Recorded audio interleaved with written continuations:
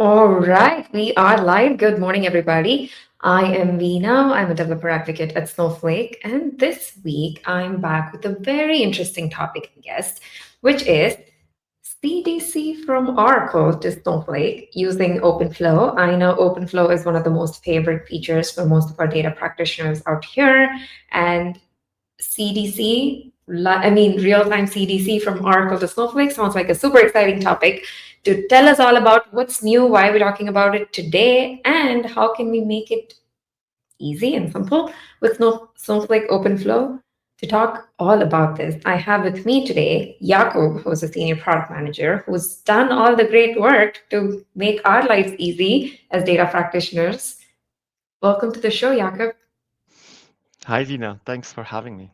And I know we haven't even started the episode yet, and I know a lot of goodness are coming, but I want to start with thank you for making our lives less chaos as data practitioners by bringing in this amazing, cool new feature to us today. Absolutely. I mean, we've been looking forward to this for a long time now. I've been responsible for database integrations and integrating OLTP systems with Snowflake for a while now, and we've delivered already a few pretty popular change data capture connectors like Postgres, MySQL, SQL Server. Mhm. But making a CDC from Oracle to Snowflake easier and efficient was always our holy grail. So we were very much looking forward to finally tackling this big opportunity. And thanks to our partnership with Oracle, which we announced back in June during Snowflake Summit, uh, we made that happen. It was possible, and now the connector is available. It's currently being tested in private preview, and I can't wait to explain it to you and then show it. Yep. You know what? I was posting about this on LinkedIn a couple of days ago, and then I started it with CDC from Oracle to Snowflake has been a headache, let's be real. And then one of the comments was CDC from Oracle to anywhere that is not an Oracle tool has been a headache. So we are excited to see that Snowflake has partnered with Oracle to make this, much more, I guess, efficient, simpler, and easier for our lives. So that's a very interesting comment to hear from the community that also says there is a lot more of us than just me who are excited for this feature. But I won't keep you long with all this excitement. Let's maybe like start with the foundation, right? For some of us who don't know what CDC is or the challenges that come with CDC, tell us why should I be excited about like change data capture generally? Yes, change data capture, right, is all about being able to monitor changes in the database, changes to the records, and changes to the structure and schema of the tables. Right. So, for example, if you're running a transactional OLTP database, right, like Oracle, and you have your transactions being constantly either inserted to the tables or records are being updated or they are being deleted because basically you're running your business every day, right? So there is constant transactional traffic and movement inside the database. You obviously want to know what is the current state of things like near real time in your analytical platform, right? So change data capture is a technology or is a pattern that allows us to not having to take a snapshot of the table and reload it, every time we need the latest snapshot, because taking a snapshot of the table and then uploading the table to your final analytical system Mhm. takes time, right? Takes time, resources, money, complexity.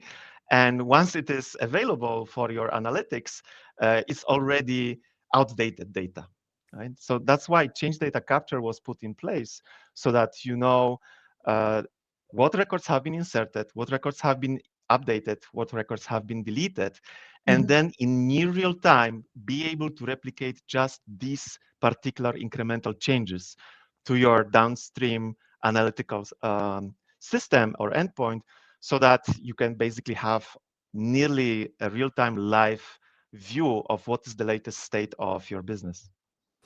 Got it. So that's very interesting. So CDC is something that we've been doing as data practitioners because that's one way really for us to replicate the data from, I guess, transactional systems to analytical systems in a more efficient way, right? Well, That's interesting. But also, what has been my challenges? Like, what Well, as a data engineer? yeah, there are several main challenges, right? At the source, you need to have the capability that actually can monitor the updates, the inserts, the changes that are happening on the tables inside the schemas themselves. So that's number one. Like, what is the most efficient method? And typically across different databases, these are transactional logs, right? Mm-hmm. So and not every capability, not every data engineer can get access to these transactional logs, but in case of MySQL, that's bin log. In case of Postgres, that's write ahead log, and then in case of Oracle, these are redo logs.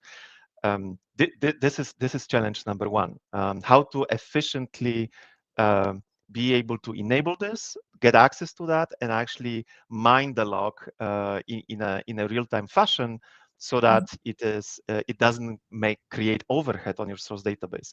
That's one. The other thing is then how do you transfer these changes, right? These logs, these change events from your source system to the destination, like for example to Snowflake Data Cloud. And traditionally, customers were either setting up third-party services like ETL tools, etc., and or building the pipelines by themselves, and they typically involved having some sort of a processor that is reading the logs, then is extracting that into the files and putting that in files in some sort of a stage, and then from Snowflake you had to, for example, configure Snowpipe or a stored procedure that would be running copy into command, so that it can periodically check these files and then upload that data to Snowflake. So there were several, so these were pretty complex architectures, right? Including several different steps before the data is fully replicated and transferred to the analytical platform. That number one creates, additional overhead. You need to maintain more systems, more stages of the data replication. That creates overhead. That creates additional complexity in terms of managing different terms, contracts. That adds to the end-to-end latency of replicating the data. And last but not least, I mean, it creates more points of failure, right? So if things fail, it's more complex to troubleshoot, to debug, and there is basically more points who can actually go down during that end-to-end process.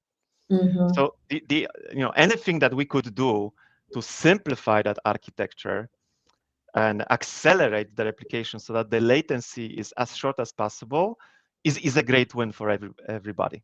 And so that's the idea. Mm-hmm. As I was just listening to you, I don't think the life of data engineers look any fun at all thinking about CDC from Oracle to Snowflake.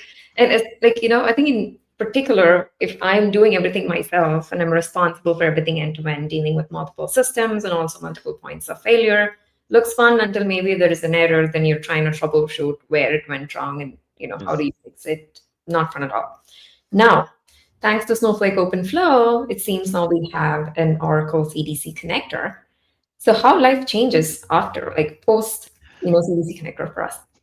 Yes, I think I would say innovation, the main thing about this is that now Snowflake reads directly from Oracle. There is nothing in between. The data is being read from the transactional logs and is streamed directly to your Snowflake account, right? So there are no files in between. There are no stages. There are no additional, file handoffs, uploads, etc. The Snowflake, using the Snowflake Openflow platform, gets direct access to your Oracle database, Mhm. reads the latest incremental changes, and is streaming them to your account, right? So there is a few elements of this product, of this solution. Number one, it's all built on Openflow. Like Openflow, which I hope most of you are already pretty familiar with, right, can read from many different sources and send data to many different destinations. It's built on Apache NiFi, but it's number one, it's highly efficient and highly performant, highly scalable. And the other thing is it's also extendable. You can actually customize the flows and make them tailored to your needs. So that's additional great benefit of leveraging Openflow as the basis for this integration. Number two, I mentioned that being able to have direct real-time access to the changes CDC data that is happening in the database is critical, and that's why, based on the partnership with Oracle, we are able to offer this connectivity through built-in Oracle Extreme API. Every single Oracle database as of version 12.2 has Extreme kind of built in, right? So every database has it by default. It's just by default deactivated. And when you activate it, you can actually create an endpoint, an API endpoint that Openflow as an external application is leveraging to directly connect and read what were the latest inserts, updates, deletes, or table schema changes. And then Openflow is leveraging Snowpipe streaming. It's when it pulls the latest changes, it immediately streams them to your Snowflake account. And Snowpipe streaming gives you like a several second latency between reading the event and then replicating it directly to Snowflake. If I actually jump to this diagram, what I've just described, you can see it in a little bit more detail, right? So inside source database, you have a source table where changes are happening, records are being inserted, the records are being updated, etc. Every single activity like this is being captured in the redo logs, in transactional logs of the database. Extreme API, when it is configured and activated, it automatically pulls those changes and makes them available through this API endpoint to Openflow. Openflow is pulling it, streaming it to Snowflake, where it lands in a journal table, where you see the full history of all the changes that happened. And then we're running a periodic merge operation to materialize that data for your downstream analytics. Gotcha. This sounds very cool, and I guess also easy for me to build a mental model of. So I connect to the Extreme API on the Oracle side of things, and Openflow really abstracts away all the complexities under the hood for me. So I just use this connector and be able to replicate the CDC data from Oracle. This is super simple. I mean, with Openflow, I remember without that, you trying to explain the end-to-end process, and I was like thinking to myself, it would be nice if data engineering teams had therapy sessions at work or something, so I could just go rant about the things I had to deal with at work that day. But maybe not anymore with Openflow, it sounds like.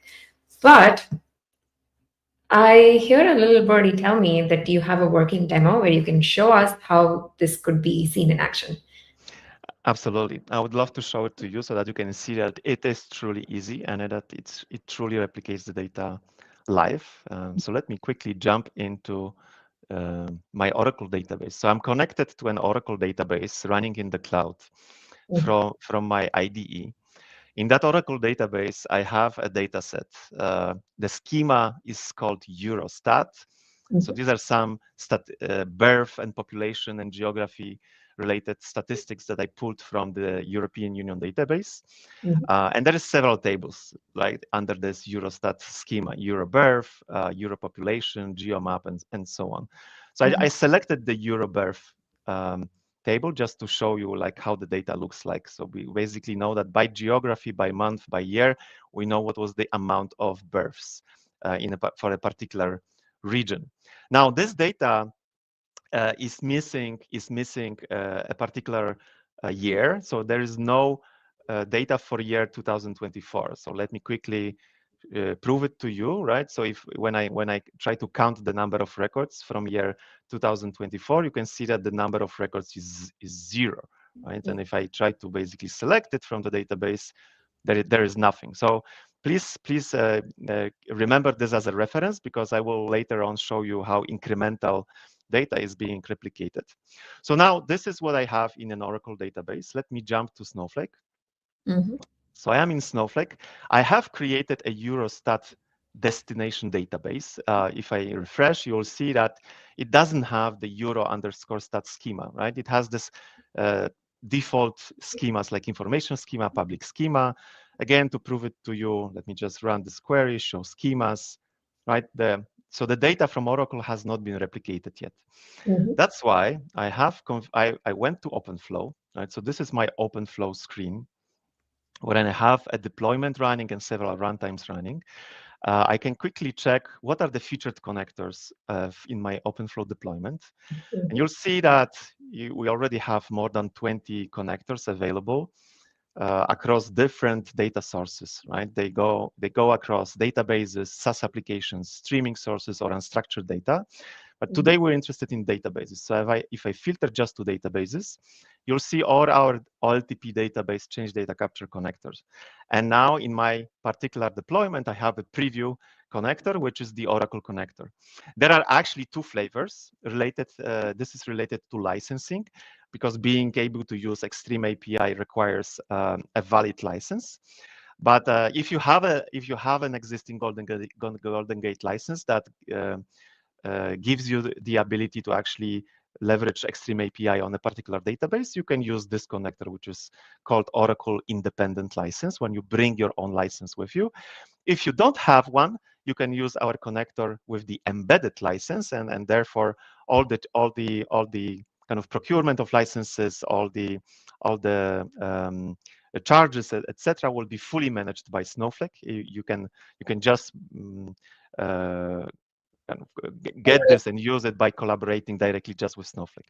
So I use this one, and I have provisioned the connector into one of my Openflow runtimes. It is currently stopped, right? So I will show you that it's stopped. So let me basically get it started.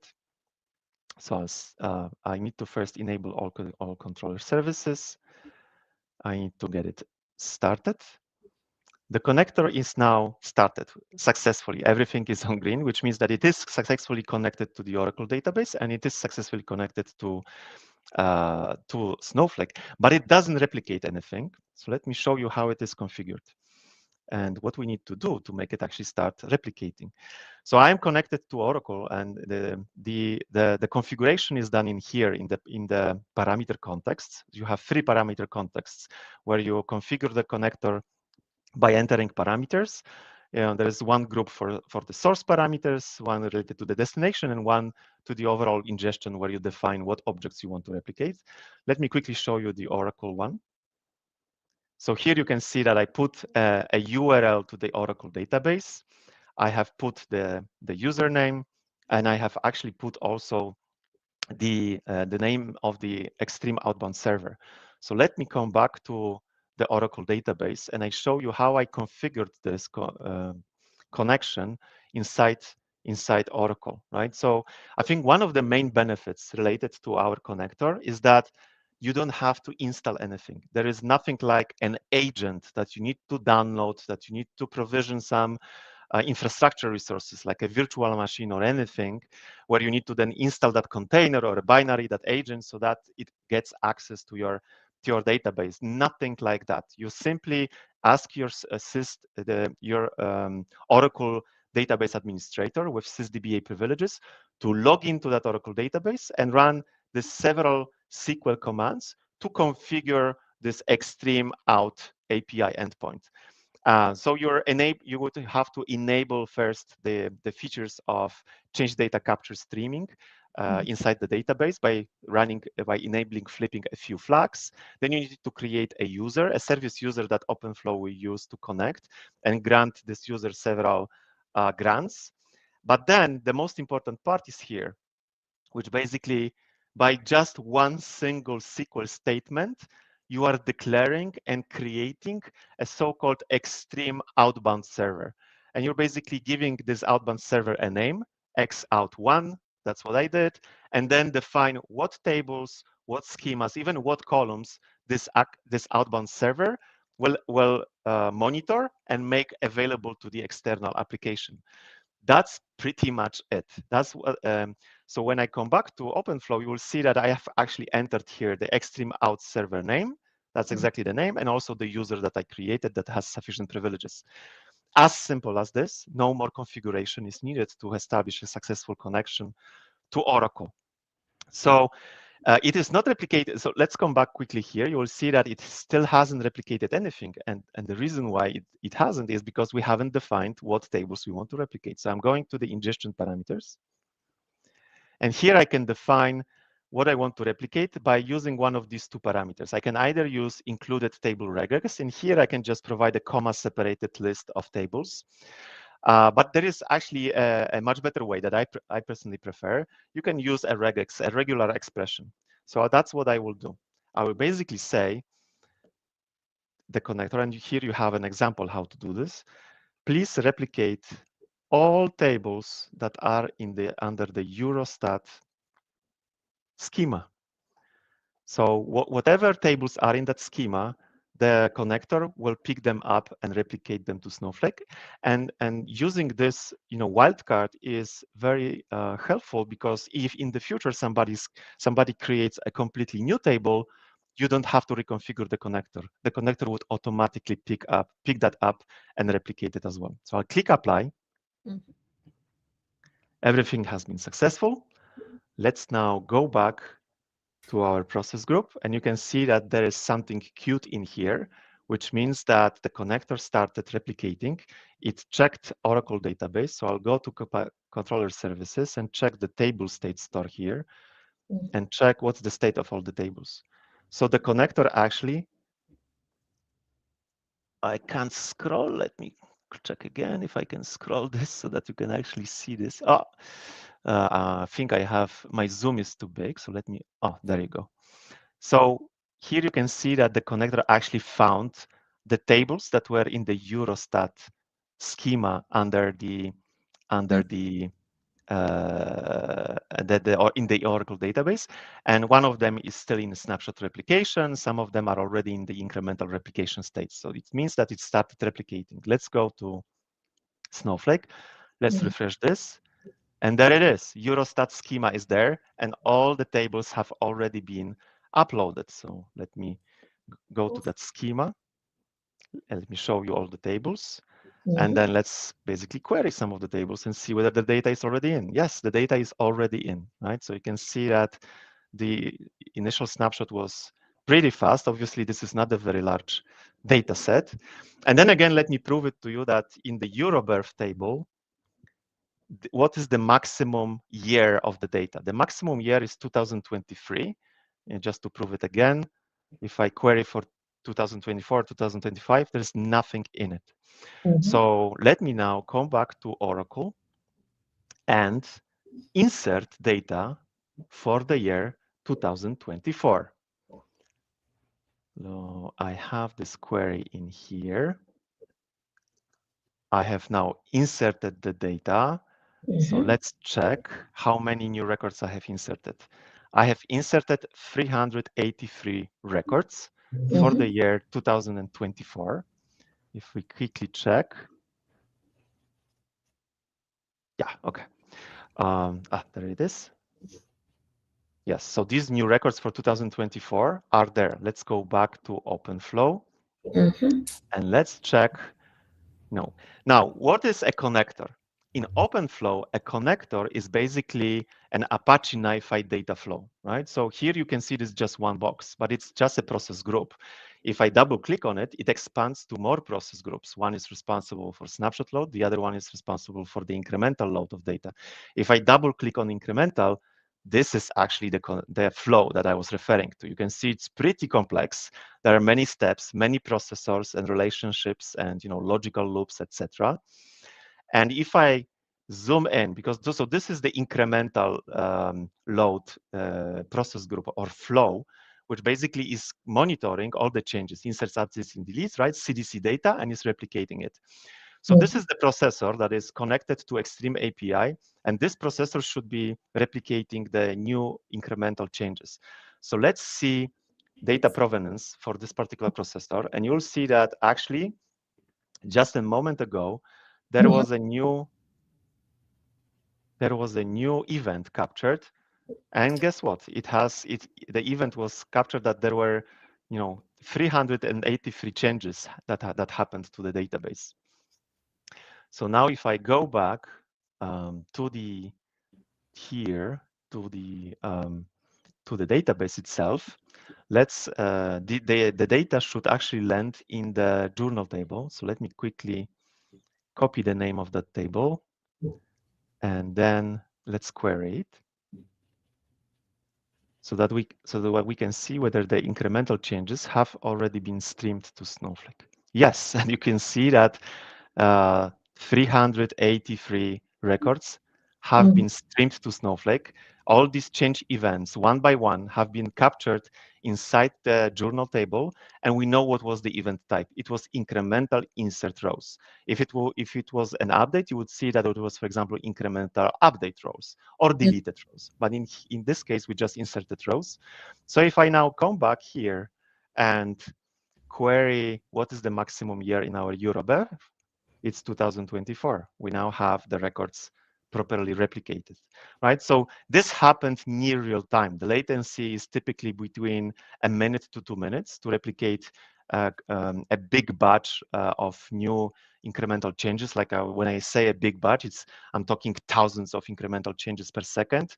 Our connectors are even able to replicate up to 20,000 changes per second based on our latest benchmark tests. So it happens nearly instantly.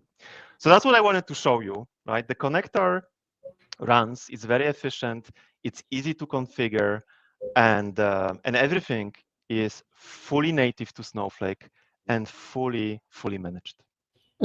I think this is very cool, especially when you show us the configurations involved in using the connector, which is literally just name of the Streamer API, connector that you just created on the Oracle side, and just your user that has, permissions to run, like really run the Streamer API. That's Correct. it. And this complex DAG of series of events that you showed me, I've just outsourced to Openflow because Openflow abstracts away everything for me, and it was. That is exactly. I always share this with our end users that Openflow has these two very powerful use cases. One use case is you can use Openflow the way Apache NiFi was intended to be used, which is you can just create a runtime, have an empty Apache NiFi canvas, and create a data flow, a custom data flow by yourself from scratch using nearly or actually currently more than 400 available processors across multiple multimodal use cases, right? And I definitely encourage you to do it because this is when you unlock a lot of value and the true power of this platform. But if you want to get started very quickly and have something being provisioned that is super complex, like replicating, change data, capture data from Oracle to Snowflake, near real time, with column filtering, with automated schema changes and all that stuff. Obviously, if you were to create a flow like this, you would have to put probably a few dozen of processors. That would be pretty complex development. So that's why we provided what we call connectors, which are in the end data flow templates that get you started very quickly. Yep, I think that is super powerful. Also, what was interesting about the demo was that you sort of preemptively covered some of the questions that were asked. One, how can we, have automatic schema changes? Hemant had a question. Yes, so this is baked into the product. It's baked into the flow, which means that if there is a new column added, column removed, or column renamed, the connector, so this change is being captured by the Extreme server, and the connector will also capture this, and it will automatically adjust the schema of the target table. So it will basically generate a new journal table for a new set of fields and columns, and then with the next merge to the target table, it will also modify the schema of the table. So everything is happening automatically. You don't have to worry about this. Got it. And Mallikarjuna had a question, can this only replicate the tables and not use? Because I guess we use tables for this demo today. Correct. This can replicate only tables. So remember that we're leveraging Extreme API. Whatever is available in Extreme, that is what we have access to and we can replicate. Extreme is currently supporting tables only. Views are not included in scope. That's fair. And they also, I think Ranjini has a question about how are the deletes handled? Are they going to be soft deletes? That is correct. We are self-deleting. In general, I had this conversation multiple times with customers. In general, my design principle is that our change data capture connectors should not physically hard delete anything in your account, because it is too risky in a way that obviously we intend not to release bugs in our products.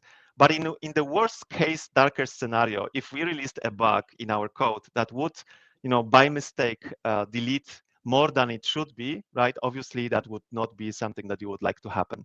That is why, in order to be fully on the safe side, we never delete anything in your account. Our connectors can only write and update the data. That is why we soft delete. So basically, if a record was deleted in Oracle, we will capture that change event. We will stream it to the journal table. Will say this record with this primary key has been deleted at this date. And then in the target table, there is a metadata column, is deleted, and we will just flip the flag to true. Awesome. And there's also another question about needing additional licensing. I know you talked about it in the list of connectors where we have. You could choose independent licensing if you already have it, or Yes. if you don't have separate licensing, you could use the embedded license option when you select a connector, right? That is correct. Maybe we can actually show it on the screen. I have a slide handy for this. Indeed. So in general, Extreme requires a license to be used, right? So you can obviously go to your Oracle database right now and enable. There is nothing blocking you from enabling Extreme. But in general, using Extreme and running it as enabled requires you to have a valid license. By the Extreme API or Extreme technology is considered to be part of the overall Golden Gate suite of products. So if you have a contract with Oracle, and if you have a contract related to Golden Gate, you may already have this license, which means that if you have a Golden Gate license for a particular database, Extreme is included. Right? So in that case, if you want to replicate data from this particular database that you already have Golden Gate license for, and you want to replicate that data to Snowflake, it means that you can bring your own license. You can use the connector with the independent license. And for Snowflake, you will only be charged consumption-based, right? Because obviously you will be running the connector on Openflow, so you will be consuming Openflow compute resources, and you'll be basically charged for the amount of compute that you used on the Openflow service. However, if you don't have an existing, Golden Gate entitlement at the moment, or no Golden Gate investment at the moment, I highly recommend you to consider basically using our connector with the embedded license, because it means that when you install that connector, the license for Extreme will be embedded into this connector, which means that you don't have to purchase the license from Oracle. You can just get it from Snowflake by using the connector with embedded license.